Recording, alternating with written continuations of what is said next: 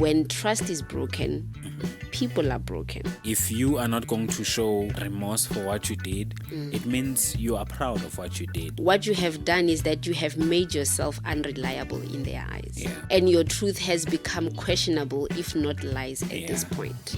Sin that is hidden will always breed more sin. Anything that you hide from your spouse will grow and it will bring more problem.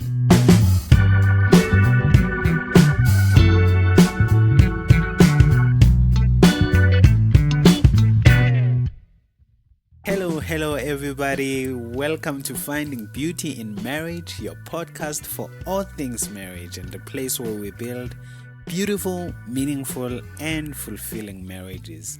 It's been a long time. It's been a long time. Very long.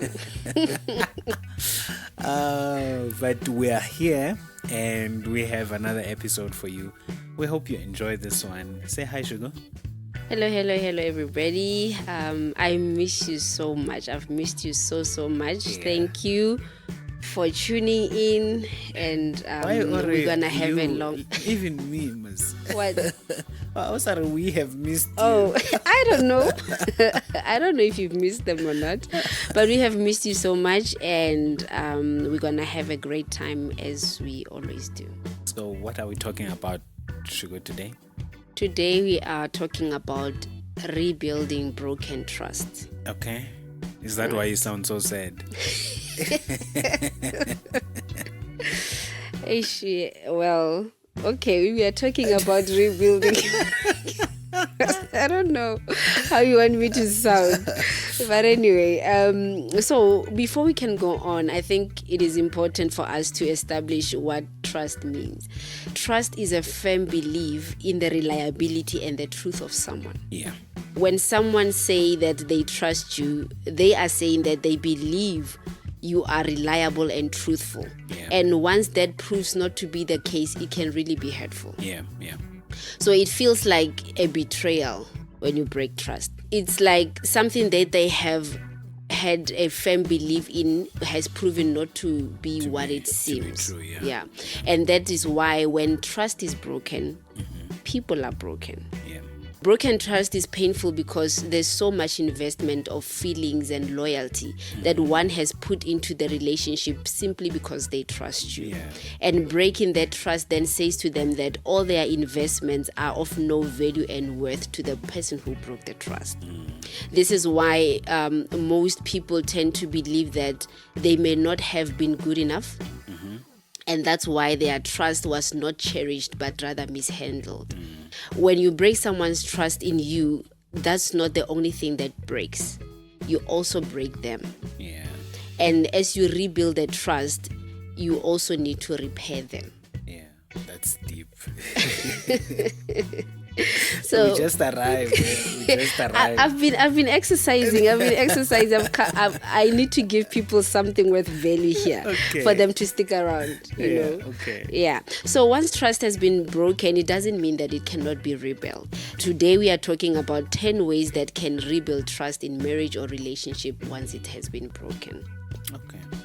Yeah, and I just want to jump in here and just go for the first one, I think. Yeah, I just like what you said. When trust is broken, it's not just the trust that is broken. People are also broken. People that are broken. Yeah. We will have to circle back to that. We need that button. Pom, pom, pom, pom. All right. Yeah. So number one, acknowledge the breach of trust. Once trust has been broken, the one that broke the trust needs to acknowledge that there has been a breach of trust. When you acknowledge that there is a breach of trust, you are saying to your spouse that I admit that I was wrong. I recognize that what I did hurt you. I realize that I have tampered with your firm belief in my reliability and truth. And I see how this seems like I have disregarded you. Yeah.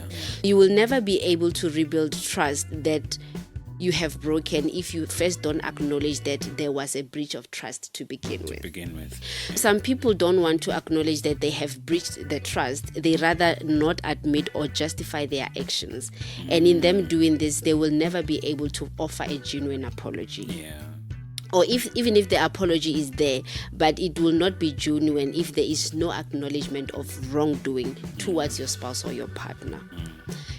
You have to be able to see the brokenness that you have caused your partner when you have broken their trust, because like we are saying, they are intertwined. You can't do one without the other.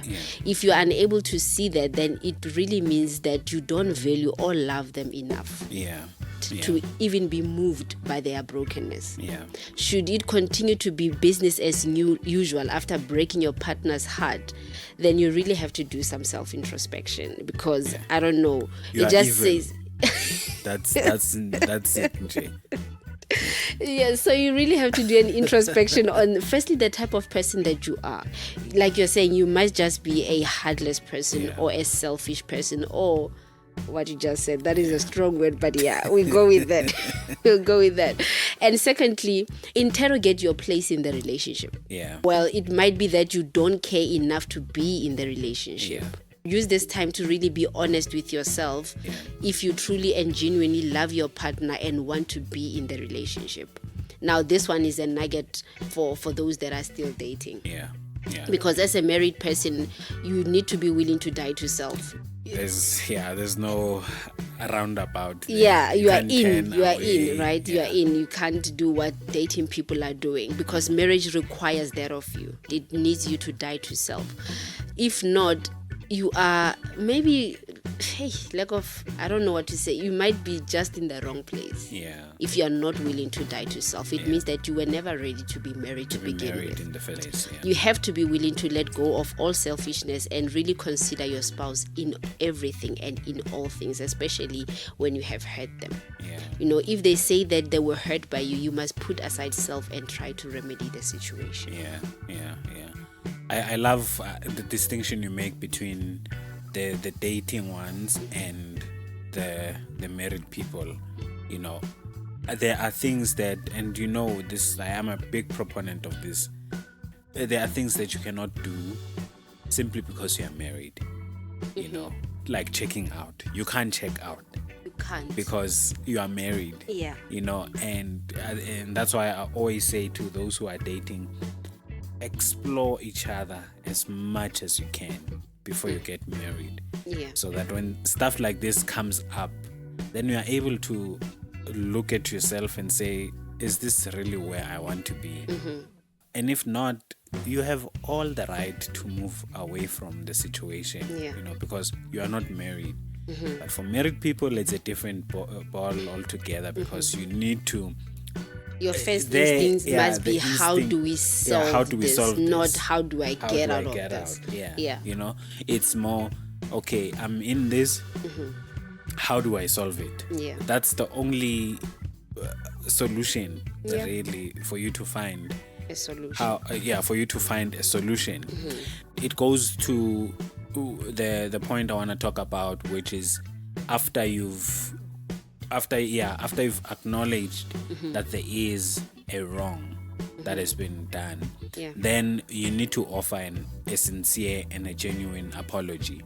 But like you said, you will not be able to give a genuine apology unless you have admitted and acknowledged that there is a wrong that was done. You know, a sincere apology really is one of the components that are really, really important in making sure that trust is restored.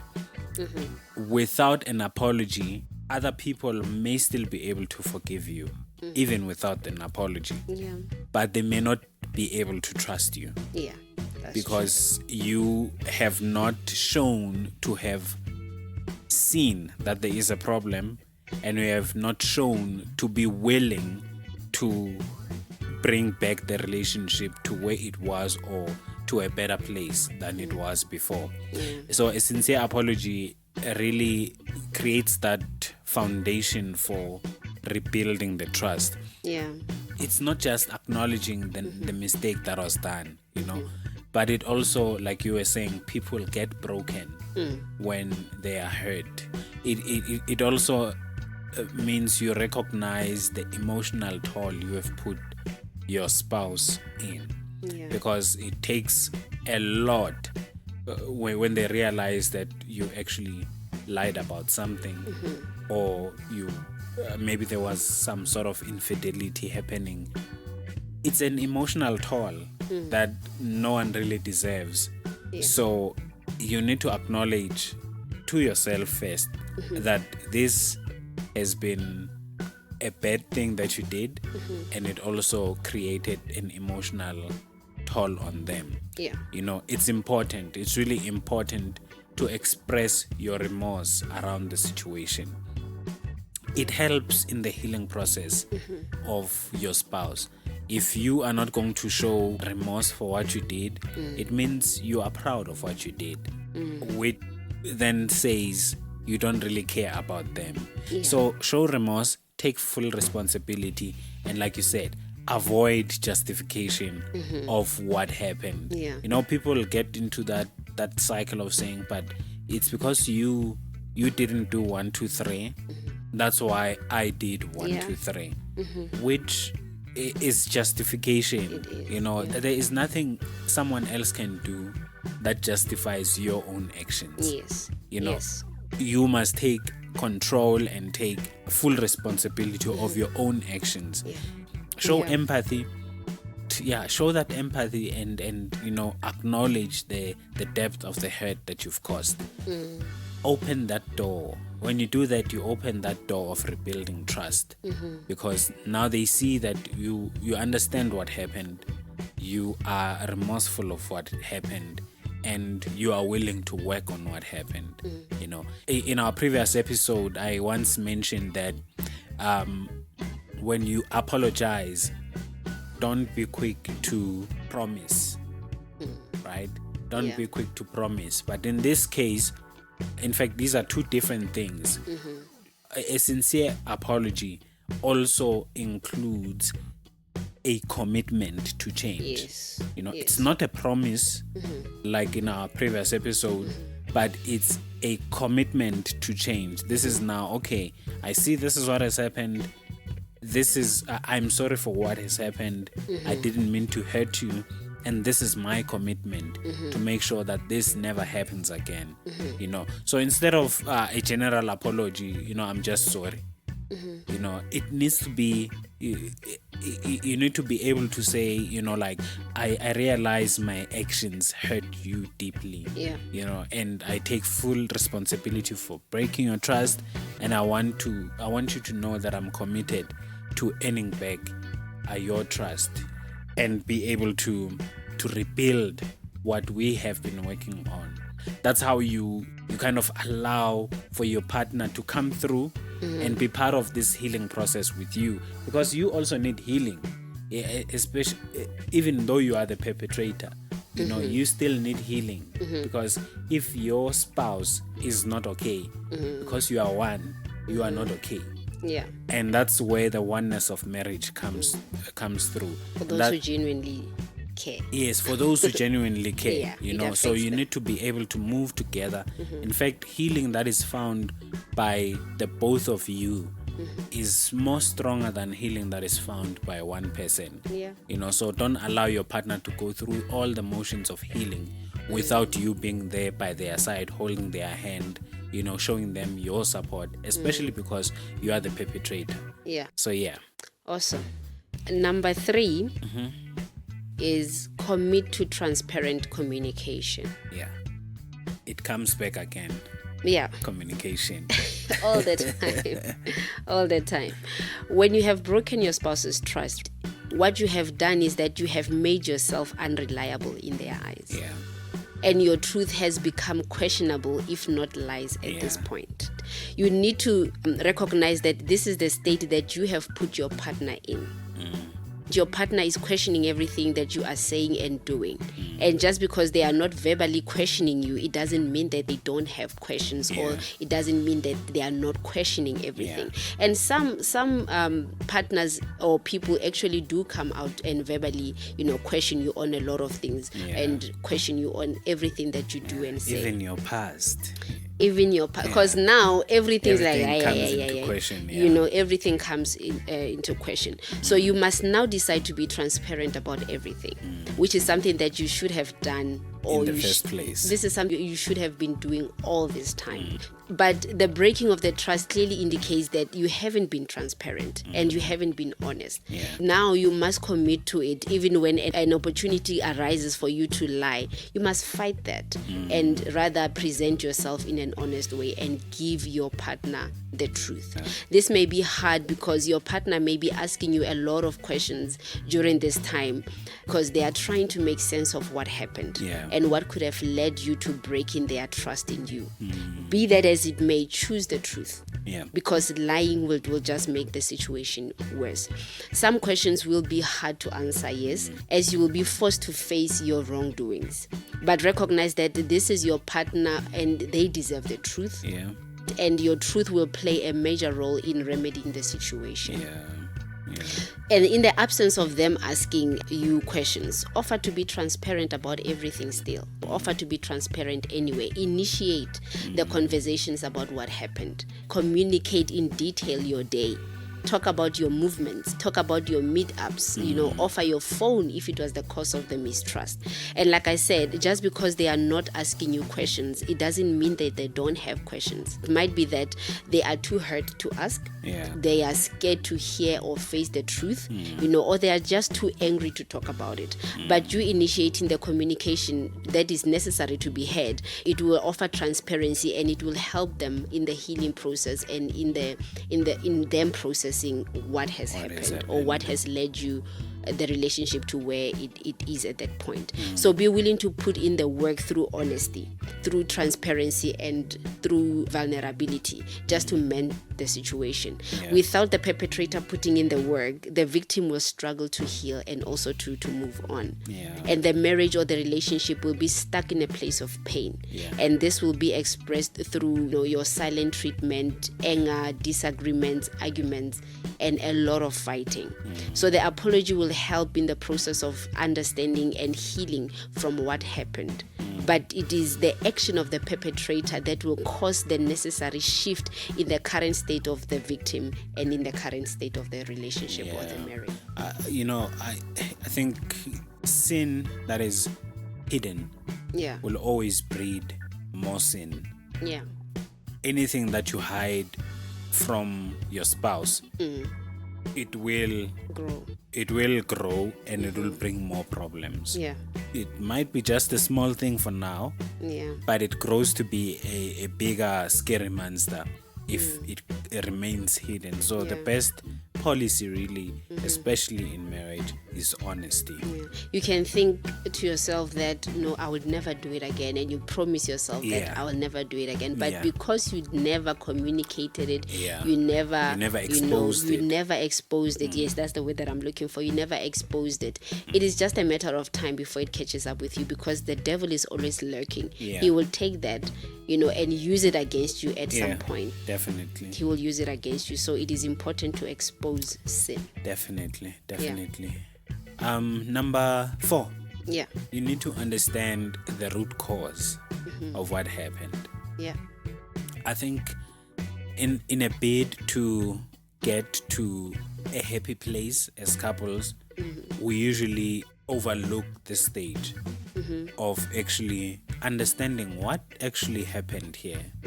So we try to get ahead too fast so that we can just be fine, so that we can just be happy, and then we overlook what caused the situation.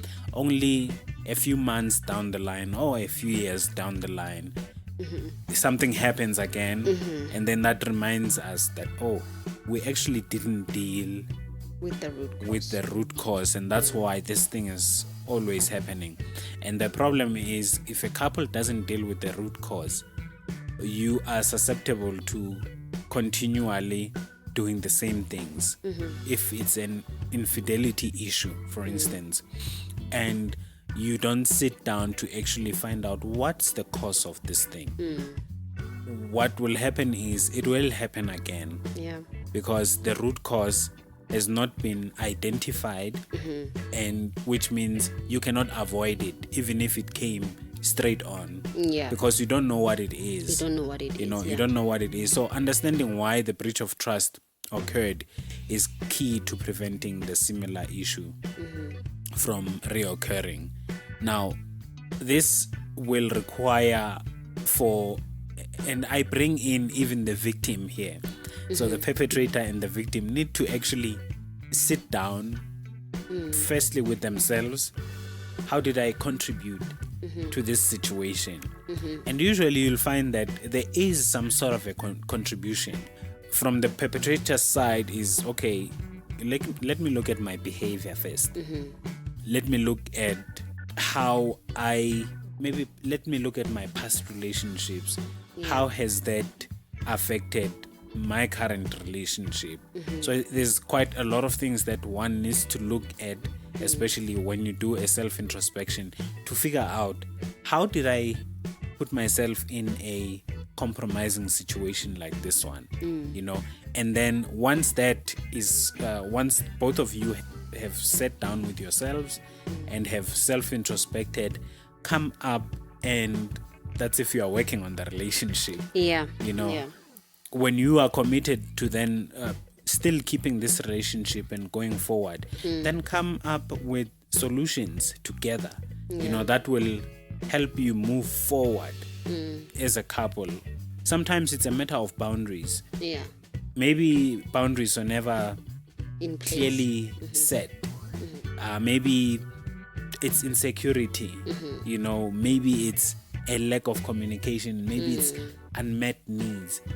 Once you've sat down and looked at all these different things, then it becomes easier to move forward, because you can clearly define where the boundaries are. You can clearly define what the needs are. You can clearly define quite a lot of things. If something is not defined, it's left for assumption. And as we have established before, assumptions are the worst killer, the silent killer in marriages, because no one really knows what is expected of them. So they assume this is what is expected of me. If a boundary is not set, I would think, okay, maybe the boundary is that far, only to find that the boundary is actually too close. And the more I move, the more you're going towards I go towards it, So have that honest conversation with your partner about their perspective on the situation. Find out what they truly feel about it. Find out how they got there, if they are the perpetrator. But allow for that communication, like you were saying, to actually happen. It shouldn't be something that is like, okay, let's just be happy. Must be happy, Mundwami, and that's it. Let's sort out the root cause. If you are going to cut a tree and not pull out its roots, it's going to grow again. So try to always have those conversations. Ask questions like, what do you think led us to this point? How can we do, or what can we do differently this time around to make sure that this thing doesn't happen again? And do that with all the scenarios you may find yourself in. That will help to make sure that everything that you go through, you come over it, you become victorious, because you talk about these things. You are not shying away from facing the truth, because maybe that's why. Maybe people are just shy of facing the truth and feel that maybe the truth might be too hard. Is that for the perpetrator or for the couple in jail? Because we are in a bit of getting to a happy state, so we avoid all these things that may rock the boat a bit. But you know what? You need to rock the boat. Rock the boat now. Don't let the boat rock on its own. When you rock the boat and you expect to rock the boat, it's easier than when something suddenly hits the boat and your boat is rocked and you have no idea what happened. Rather rock the boat now than later, because later will be too dangerous. That is really profound. Number 5, I would assume, establish clear boundaries. You highlighted this quite a bit. Now, it should be known at this point that the perpetrator must be the one to establish clear boundaries around themselves, obviously with the help of their partner, and they should not be imposed by the victim. They can help, but they should not be imposed. They broke the trust, and they must do the work. Remember, you broke the trust, it means you broke the person, and as you rebuild the trust, you must repair the person. The perpetrator knows what led them to the place of breaking the trust. And especially if they have gone through the identifying of what is the root cause and everything.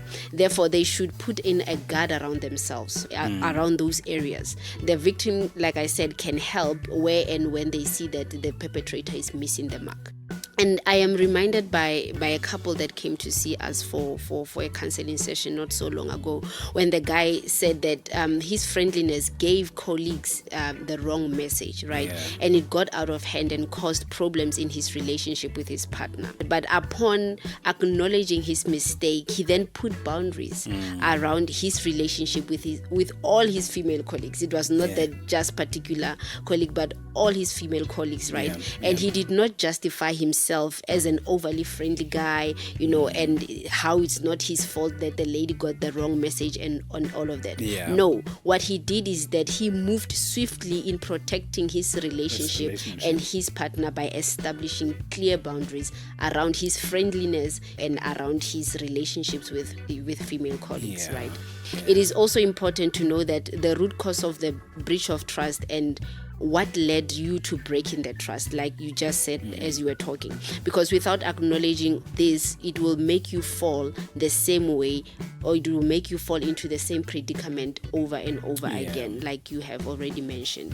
It is not about trimming the leaves, it is about uprooting the whole tree. That's what people normally do. They will trim the leaves. They don't want to go rocking the boat, right? They just put a finger in the lake and it's like, now it's cold, we are not even going to take the boat, then we may just drown. But get into the boat, rock the boat, and just see what happens. So you need to be honest with yourself to face whatever led you to breaking your partner's trust, so that you are able to safeguard your relationship and your marriage against breaking the trust again. Establishing clear boundaries, meaning cutting off those friends that led you to breaking your partner's or your spouse's trust in you. Stop going to those places. If it is a club that you are going to, stop going there. If you found a lady there, stop going there if it is an issue of infidelity. Stop going to those places that caused you to break your partner's trust. Stop talking to that person who kept giving you terrible advice. There are friends that you say, I have someone for you. Things like that. Block those people on social media, however they may be affecting your relationship or how they caused you to break your partner's trust, and go off social media if you must. If you have a wandering eye and you really want to overcome it, and you know that social media is the biggest contributor to it, don't feed that. Go off social media, buy a dilly if it's going to help. Do anything that you want, because such actions, they will show remorse and commitment to your spouse that you are doing all you can to rebuild and protect the relationship or the marriage. You must really commit to these boundaries that you have set for yourself if you want to maintain trust going forward in the relationship. The thing is, with broken trust, generally speaking, it destroys much more than just the relationship. Especially if we are talking about things like infidelity. Imagine if it happened at work. And to your point, if it happens from a club perspective, you can leave the club. Imagine if it happened at work and someone hears this and they feel, okay, that person is still at work. My work husband is still at work, or my work wife is still at work. How do I then get out of that situation? And like I said, this broken trust, now it gets to affect more than just the relationship, because truly at some point you may actually need to leave work. and that will affect your salary. Yo. Now you are used to having 2 salaries coming into the house. Now you have 1 salary. And this is just one of the many examples that just shows how a broken trust, especially in the case of infidelity, breaks more than just the relationship itself, or yeah. the trust itself. There are so many other things that break. You'll see that if you have kids, and you know, kids have this way of just telling something is wrong, Yeah. and they don't know why or what is wrong, but they know it's wrong because you guys no longer interact the same. You know, you guys no longer play with them the same. Yeah. Because no matter how you try, They end up walking on eggshells around the parents, Yeah, withdrawing into their bedrooms. so it affects you so know, many start other smoking things. and drinking. you know? Yeah. So it affects so many other things, and that's why I believe that marriage is ordained by God so that it sorts out a lot of these problems that we see in the world.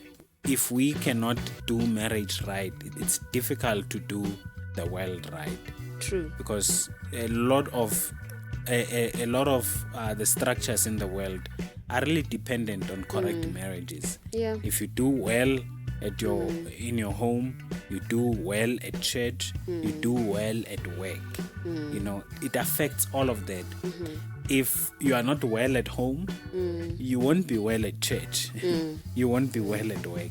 Yeah. You're shouting at your colleagues and they don't know. They just asked for a rubber, you know, and you're just shouting at them.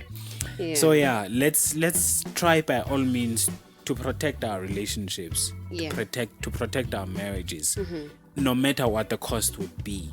If it means leave that workplace and look for another job, do so. Or maybe start by looking for another job before you leave, you know. But whatever the cost may be, do so just so you can protect your marriage. Now, Yeah.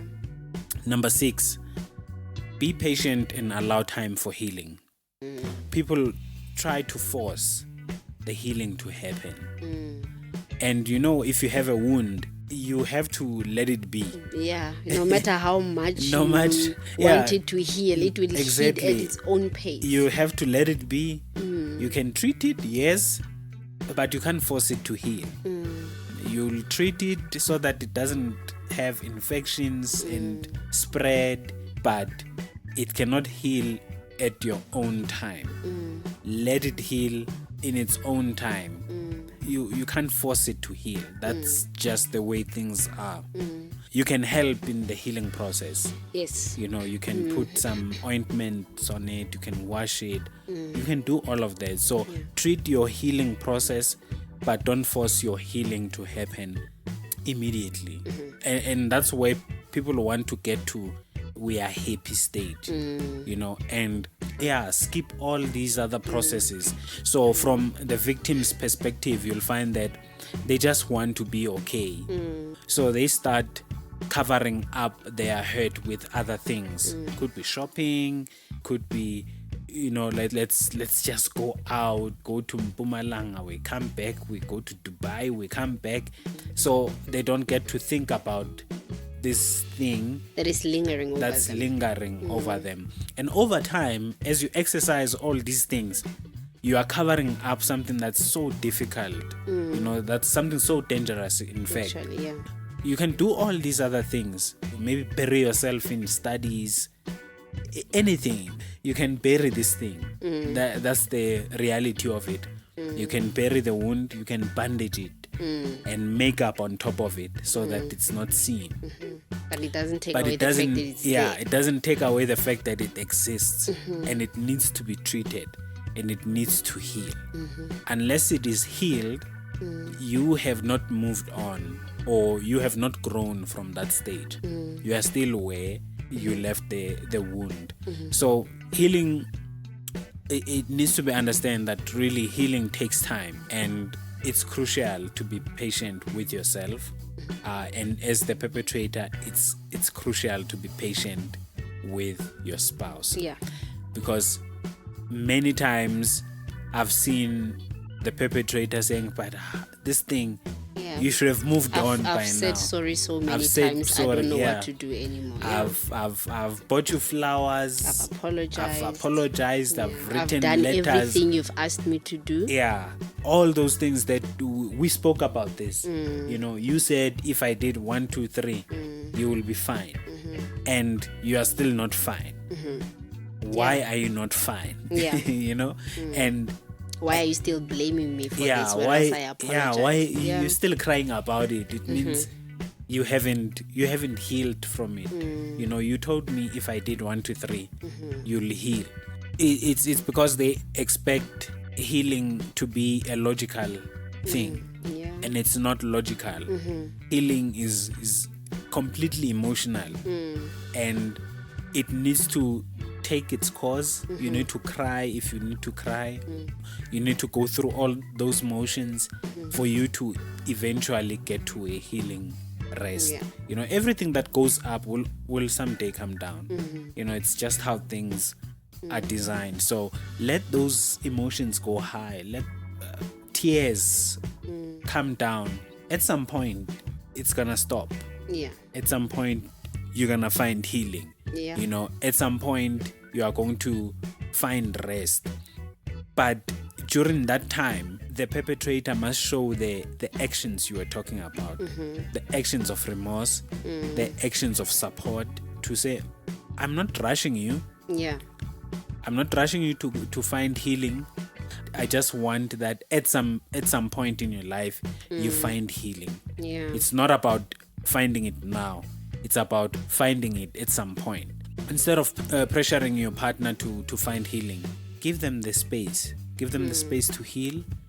Support them the best way you can support them, and continue to show them that you are remorseful of what you did, and show them your commitment to gaining their trust again, and your commitment to their healing. Because you already showed commitment to gaining their trust, but now you need to show commitment to their healing, to say, okay, whatever it takes for you to heal, I'm here to help you with that process. I think it also says the perpetrator must acknowledge that whenever the victim brings up the issue, it's part of the healing.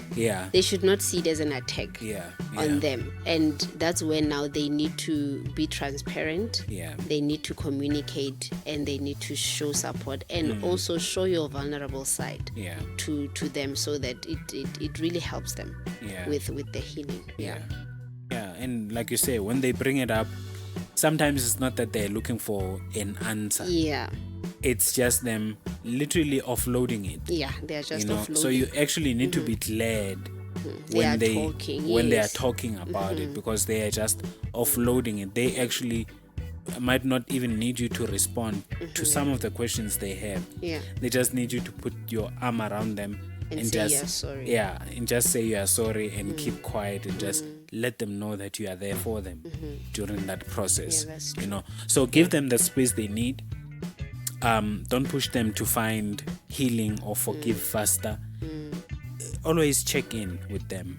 Don't let the responsibility of bringing up the conversation around what happened be entirely on them, because they are the ones who need to offload.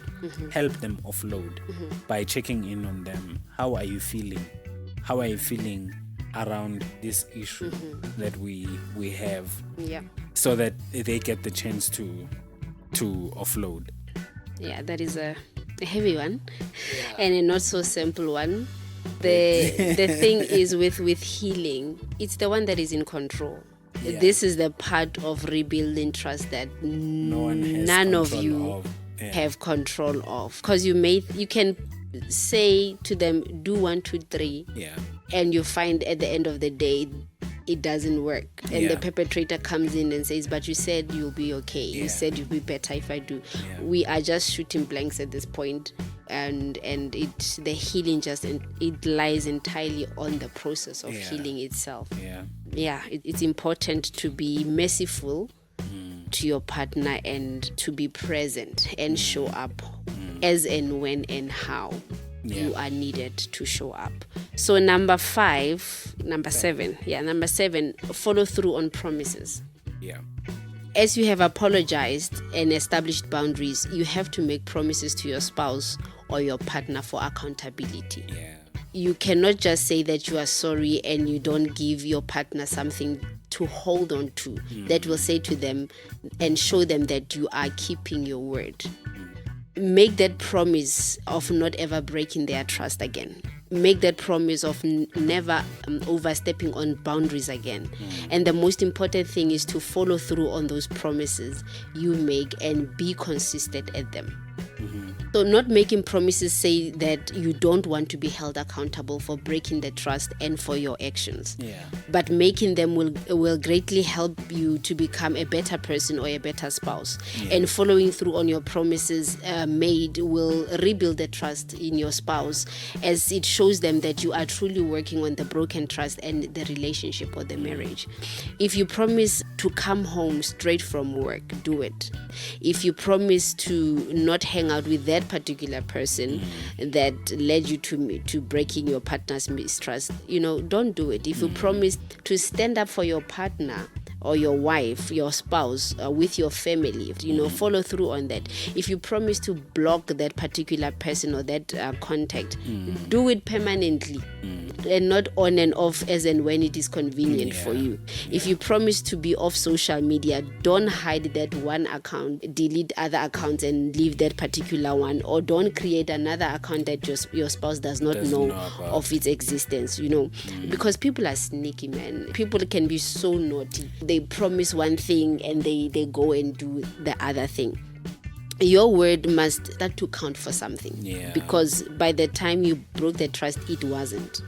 And everything now has become questionable, like we said. So now your word must count for something when you are trying to rebuild the trust. Promises must be made, kept, and followed through on. This is how your word, reliability, truth, and action will start to build credibility with your spouse or your partner. And without it, trust cannot be rebuilt. Yeah, true. And if you still can't rebuild that trust at that stage, then seek professional help. That's it.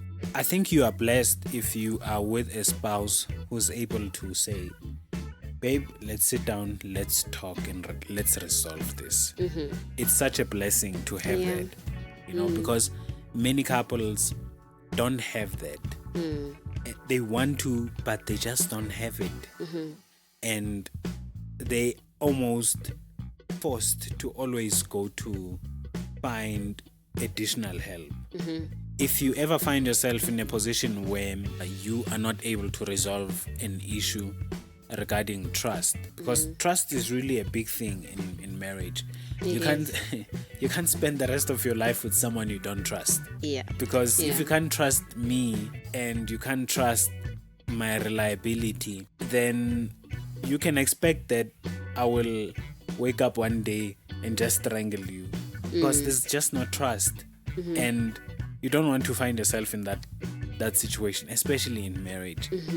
You don't want to find yourself where you don't trust your spouse, because it means you have to let your guard up all the time. And it's just not the healthy way.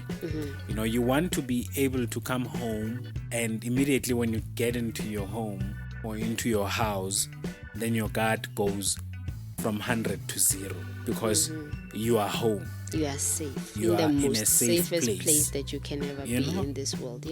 I understand sometimes the hurt may be too deep, and that's why you would need, it may be too deep to resolve on your own. And that's why you would need external or additional help from other people. But the basis of this whole thing is that you need to rebuild the trust. No matter what happens, that trust has to be rebuilt. If you don't rebuild it, it's going to spill over to other things. So seeking professional help will always be a constructive way to what has happened and find solutions to what has happened. Usually even when people meet us, we don't tell them what to do. We just help them get to their own solutions in their own way, because what works for us will not be what works for them.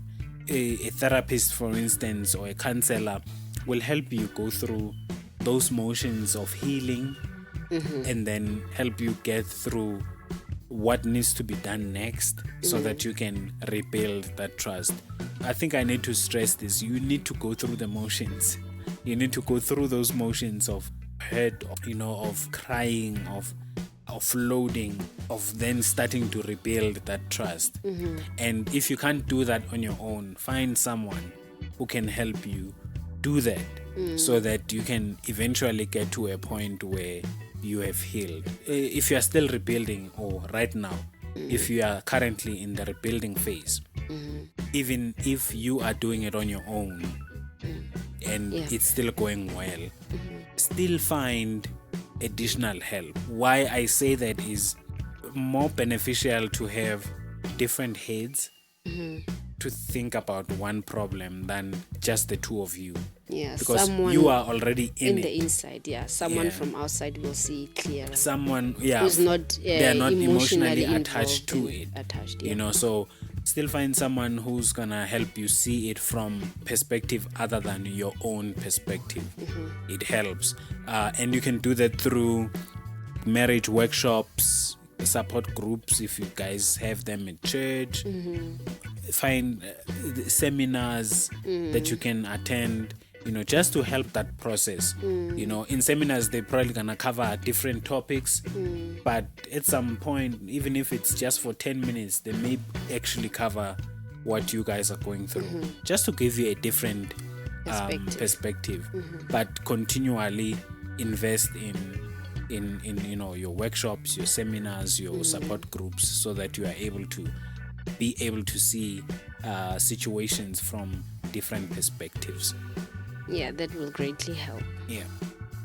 Number 9, rebuild intimacy and emotional connection. The marriage or the relationship will not go back to what it used to be, or even better if the couple does not strive to also rebuild intimacy and emotional connection. Yeah. This task needs to be done by both the perpetrator and the victim. If the victim chooses to stay in the relationship or the marriage after betrayal of trust, they too must put in the work of healing. The perpetrator will do all that they must in order to rebuild the trust, but the victim must want to heal. They must want to heal, right? That is very important. And also take the necessary steps in order for them to heal. Yeah. You can't solely, and I say solely because it must be done, like I said, by both of them in the relationship. You can't solely leave the healing in the hands of someone who hurt you in the first place, because it means they never knew how to handle your heart in the first and place. your trust to begin with. So at this point, they are shooting blanks, like I say, and hoping something works. Something sticks and something works, okay?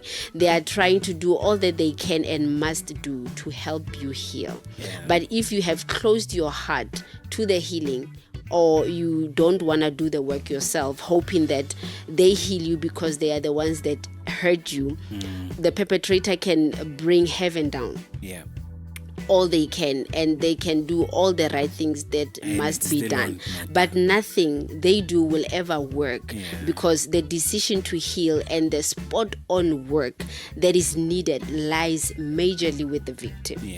Not entirely with them, but majorly with them, because they are the ones that are experiencing the hurt. So until they choose, they know where it hurts, right? So until they choose to heal, it won't happen. We hear this a lot during counseling sessions, that they hurt me, they must, they must repair my heart, they must make sure that I heal. Whereas till you as a victim open up yourself to the healing, the healing won't happen. People don't want to heal and place that whole responsibility on someone who hurt them in the first place. How do you think that someone who hurt you will know how to fix you? It means they never knew how to handle you to begin with. It is only upon both parties doing what must be done that the rebuilding of intimacy and emotional connection can start. And it won't be a mountain to climb, because they both are doing what is necessary and what is needed for them to reconnect. How to rebuild intimacy and emotional connection? firstly, the bedrock of every relationship, you communicate. Yeah. Make sure that you keep the communication line open and on a high. Should communication die, suspicions and more questions will arise, and the victim will backslide in their trust of you. Yeah. They will go back. So communicate, talk, be open, be honest, be vulnerable, be transparent. Secondly, strengthen your relationship and marriage, and this can be done through several things like praying for your relationship, execution of love languages. Buy those gifts, affirm them with words, spend that quality time with each other, rekindle the love in your relationship or marriage, because once trust is broken, love can easily be questioned. Hear people in what they say, like, how can you say you love me yet you've broken my trust? Because at this point, once trust is broken, love is easily questioned.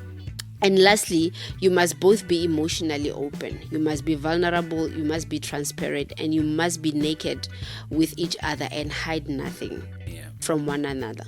Intimacy says intimacy. I've heard this a lot. Intimacy. Allow your partner to see into you, as this will give them a picture of where you are emotionally, and they are able to help and do the necessary things and correct things to contribute to the betterment of the relationship and the marriage.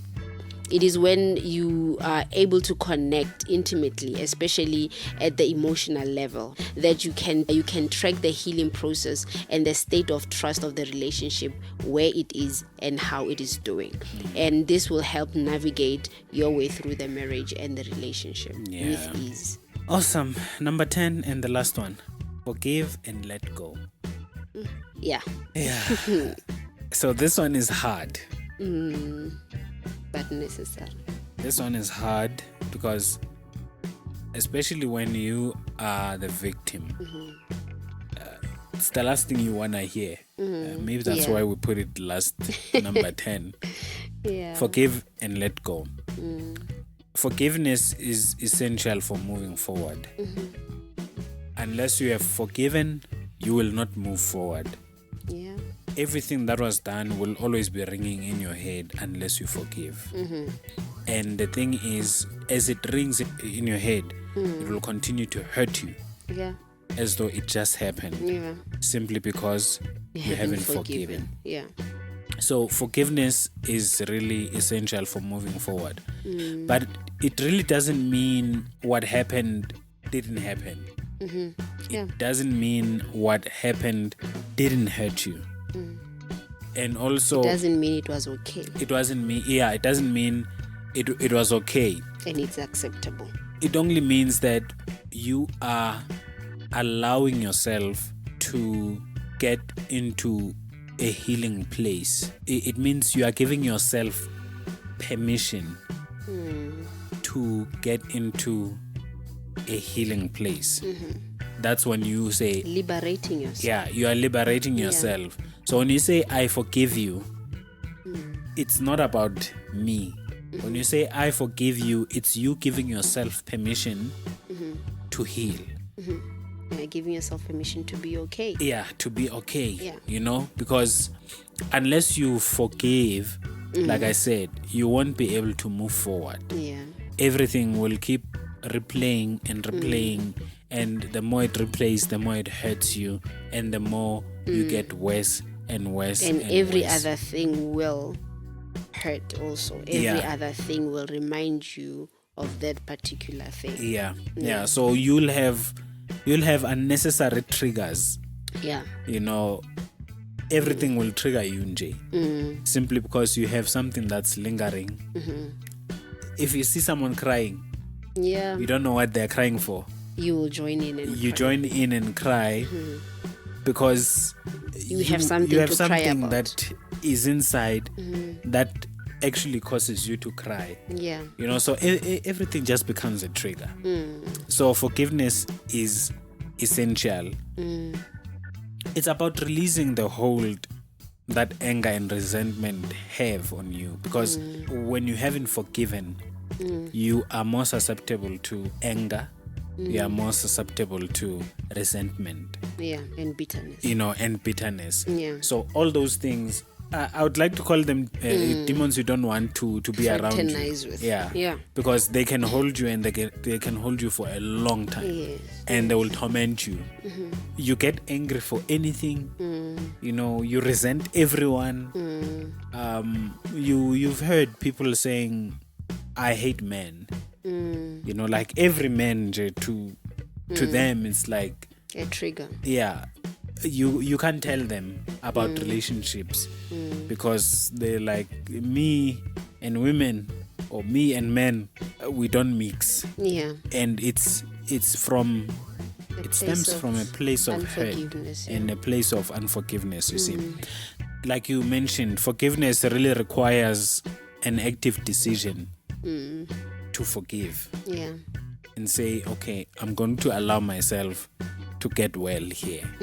Because whether they said sorry or not, you need to be able to get to that point to say, okay, I've cried, I've shouted, I've screamed and all that stuff, but now that's it.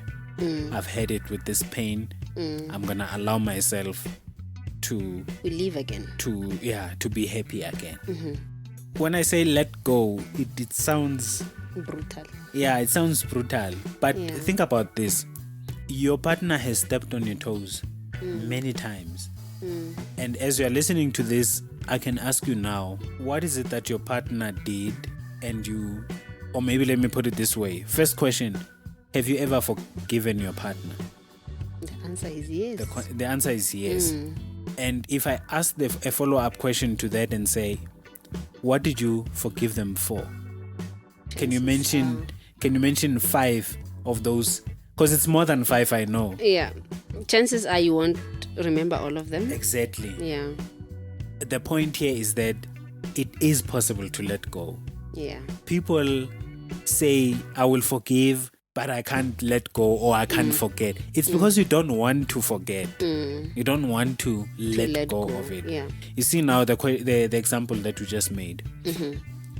If I asked you, have you forgiven your spouse? You'll say yes. Yeah. And I say, okay, tell me the 5 times you've forgiven them. I can't think about them, or I don't have them at the top of my head. Exactly. Yeah, forgot. That's the whole point. That's Yeah. what forgiveness does. Yeah. You know, you forgive them, and at some point you let go of the hold on you. You know, and that's what you can do even with this situation. Maybe some of you are going through something right now.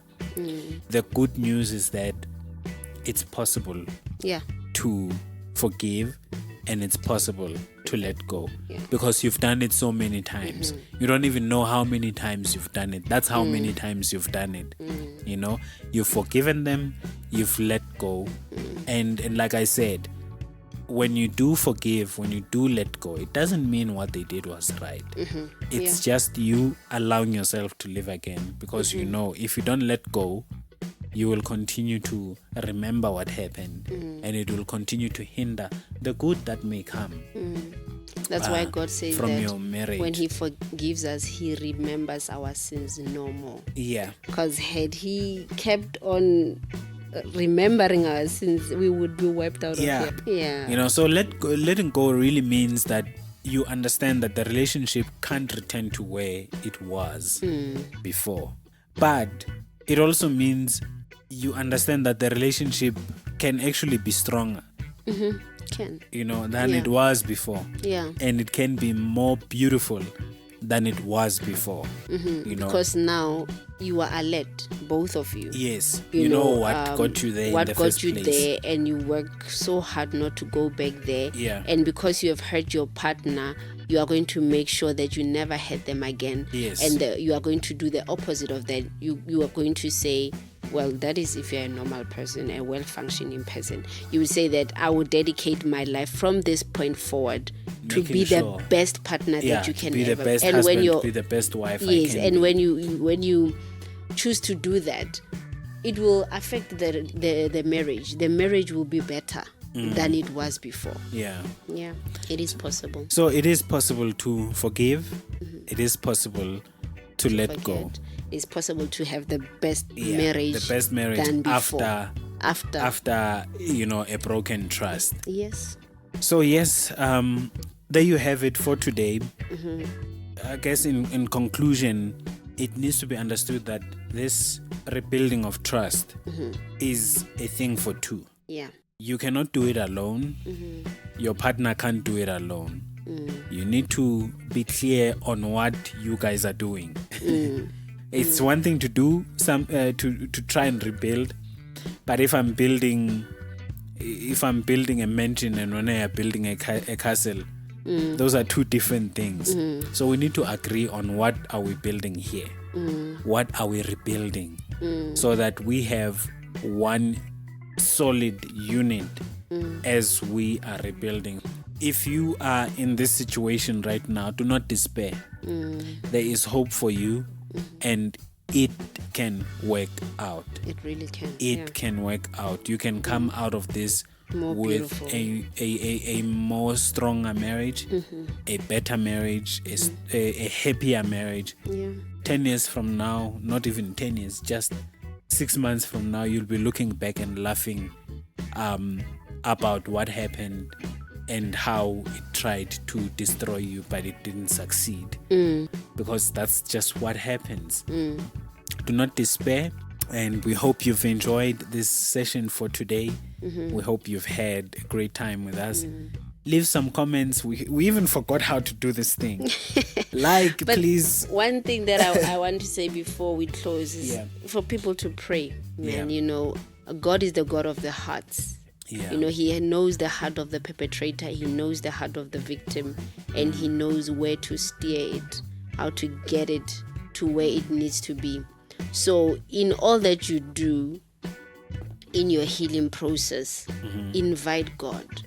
Invite God in the midst of it all, and allow him to be the one to lead both of you. True. Be it individually or together. Involve God, read the word, pray together, hear what God is saying, and offer God your heart. Give God your heart bare as it is, and allow him to do what he needs to do with your heart. Amen. Amen. Yeah, if you've enjoyed this session, please please leave the comments. Which of the points did you resonate with the most? Share, subscribe. Guys, you know what to do.